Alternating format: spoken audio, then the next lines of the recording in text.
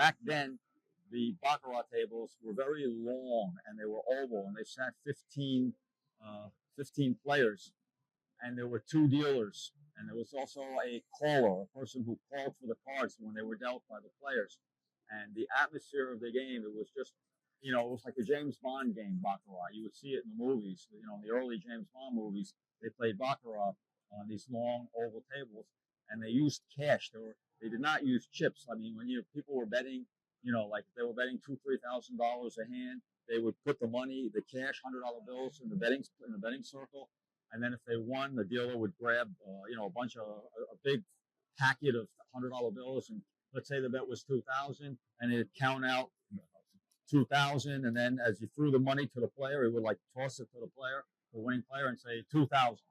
And down on through the line, if it was a $3,000 bet, it would say 3,000, $5,000 bet, 5,000, and so forth. And it was just thrilling.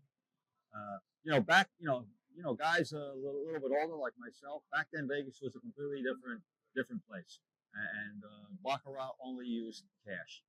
And the town itself had a real intimate gambling feeling, whereas today it's more like a lot of people call it a Disneyland for adults, where even though gambling still is the supporting the gas that drives the economy out here in Las Vegas, but it's got amusement parks, volcanoes. Now it's got the Sphere, right?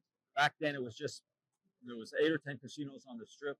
It was pure gambling, and I loved it.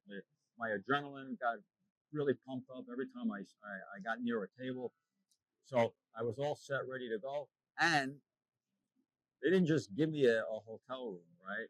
And they didn't just give me free food, free beverage, whatever I wanted, right?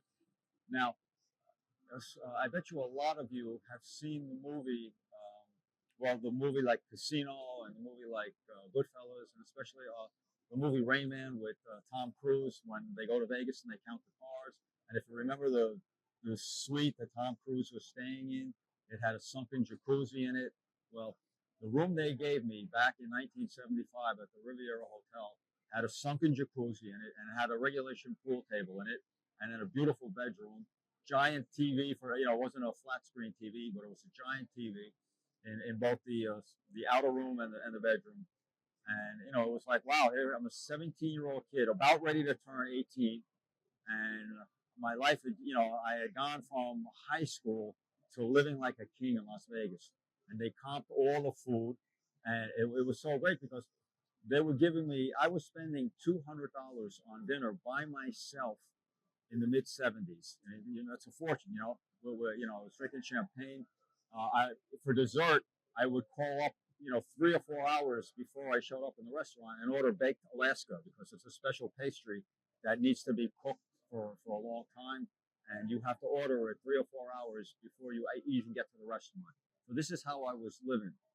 So it was just unbelievable, right? I mean, and I just couldn't wait to get down to the tables, right? So right then and there, the first night, I took a quick shower. I guess I washed off all my sweat from all that anticipation, and I quickly began to sweat again with more anticipation.